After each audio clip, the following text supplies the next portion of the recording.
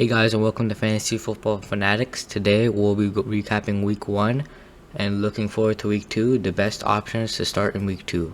So to start off, we're going to go with the most surprising players of week 1. To start off, we got Kenneth Gainwell. He had 9 carries for 37 rush yards and a touchdown. He also had 2 catches on 3 targets for 6 receiving yards. He got a 37% snap share. He's an elite insurance option. He's the number 2 RB behind Miles Sanders, but still, he's worth a waiver wire pickup. He's worth a pickup in your deep leagues, and even in 12-man leagues, he's worth a good pickup, I believe. And next, we have Jamal Williams. He had 9 carries for 54 yards and a touchdown. He averaged about 6 yards per carry, which is pretty good, and he had 9 targets, 8 catches for 56 yards. 9 targets came because they were down early, so don't expect to see that every week. But he's still a top insurance option, even though he's probably on the depth chart of backup DeAndre Swift. He's still in flex consideration every week now. He shares carries with DeAndre Swift as well. They almost had even carries, and he'll be involved a lot in the passing downs, as we saw this game. And next, we have Elijah Mitchell. He had 19 carries for 104 yards and a touchdown, averaging 5.5 yards per carry on a 63% snap share. Yeah, I would put him in the RB2 flex conversation after the Mostert injury. A lot of people had Sermon as the 49ers backup running back if Mostert got injured or once the season went on. But it looks like Elijah Mitchell is going to take on the role after a great first game for the rookie. And after that great performance, I think he's going to keep the starting job unless he messes up or gets injured. And now we're going to go on to the biggest disappointments of week 1. First off, we have Najee Harris, who's taken the first round in a lot of deep leagues and an early second round in a lot of 12-man leagues. He had 16 rushes for 45 yards. On 3 targets, only had 1 catch for 4 yards, but the good thing is he played every snap. It's a very disappointing debut, but it was against the Bills' defensive line, and the offensive line wasn't really meshing well since this is their first game together. I think he's still decent RB1, low-end RB1, and if you have a good running back stop, you can put him on RB2. But he's probably going to bounce back against a Raiders defense. Not much weaker, but not as good as the Bills. So don't panic that much. Unless he has a few bad weeks in a row, I would just keep trusting him even though he's still a rookie. Now we got Brandon Ayuk. Overall, just a very disappointing game. 0 catches, 0 yards, 0 targets, only a 47% snap share. I would just keep him on your bench until we have a better situation is better understood. He got outsnapped by Trent Sherfield, which is a big surprise. Kyle Shanahan said he likes Sherfield a lot, and he said Ayuk wasn't in the doghouse, but just keep him on your bench until we know what's happening with him. And now we have Ezekiel Elliott. 11 carries for 33 yards, 2 catches for 6 yards, and he had 3 yards per carry. It wasn't a good start to the season for Zeke. Tony Pollard was on the field a lot and he got more targets than Zeke as well. And Pollard got a lot of carries to add on to that. But there's no need to panic. It's just week 1. Zeke is still a good RB1 pick early in a lot of leagues. Top 5 in a lot of leagues. He's picked top 5 in my league too.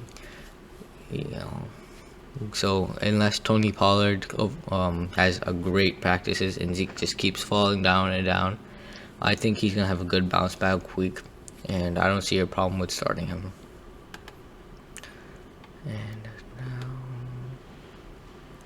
so some good streaming options for this week would be, one of them is Jameis Winston, 148 passing yards, 5 touchdowns with a 70% completion percentage. He had a QB rating of 130.8. He looked very impressive in his first game since 2019. There was 1 interception he threw, but it was called back due to a penalty. He's cut back on the turnovers, it looks like.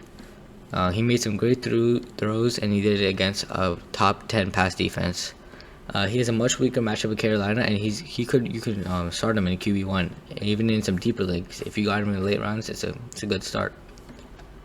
And on to our next one. Melvin Gordon. He had 11 carries for 101 yards and a touchdown. Great yards per carry, almost close to 10, getting close to 10, about 9.2, and he had 3 catches for 17 yards. And even though Javonte Williams got more rushes than him, more carries, he had be really good with the 11 carries he had, with the chances he had, and I believe he will step up and get more of an expanded role against the Jaguars. Even if Javonte Williams keeps a lot of touches, the Jaguars defense is pretty poor, and he's still in the RB2 flex consideration. Later on in the year, he might be better dimension for Javonte Williams, but for now, he's still good RB2 flex. And Antonio Brown. He had 5 catches for 121 yards, 1 touchdown on 7 targets, and he looked like one of Tom Brady's favorite targets. And he's going against the Falcons defense, which wasn't too good against passing. They allowed the most passing yards to QBs in that year last year. And pretty much all Tampa Bay's wide receivers are number 1 or 2 options. Evans is always boom or bust. Can have a really good game, or just had a game like he had last week with only 5 points. Godwin had a really good week last week, and I think he had about 13 targets. He looked pretty good last week. Antonio Brown also. If you had those 3 on your team, I don't see how you would lose a lot of football games for the Bucks. And some honorable mentions for our most disappointing players were Aaron Rodgers, Matt Ryan, Sony Michel, Russell Gage, and Zach Moss, all under 6 fantasy points, with 3 of them hitting 0.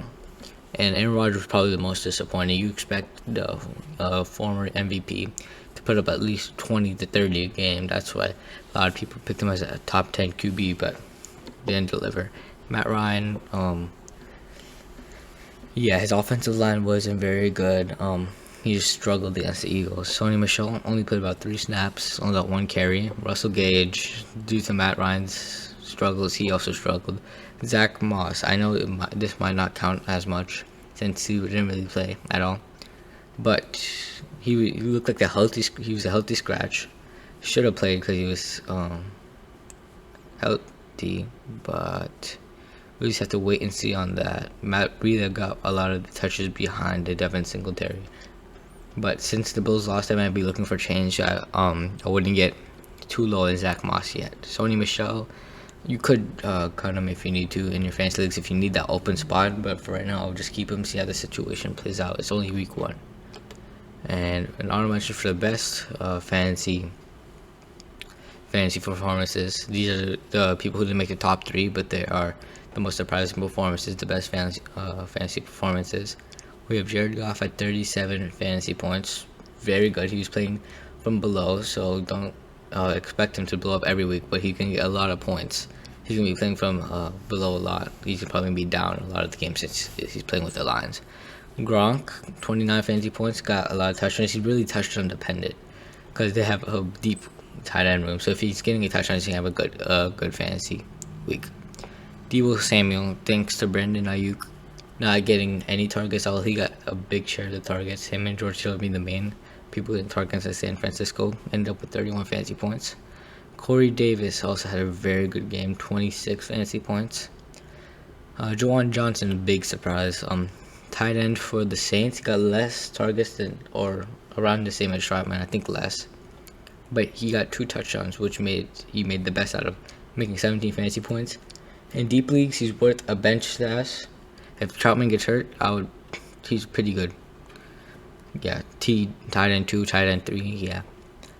Sterling Shepard, 24 fantasy points. Nobody expected him to do that with that deep receiver room with Galladay, himself, Kadarius Toney, and Darius Slayton. But he got a lot of targets. I think of 8 catches, 7 or 8 catches, something like that. And he did very well for himself that game.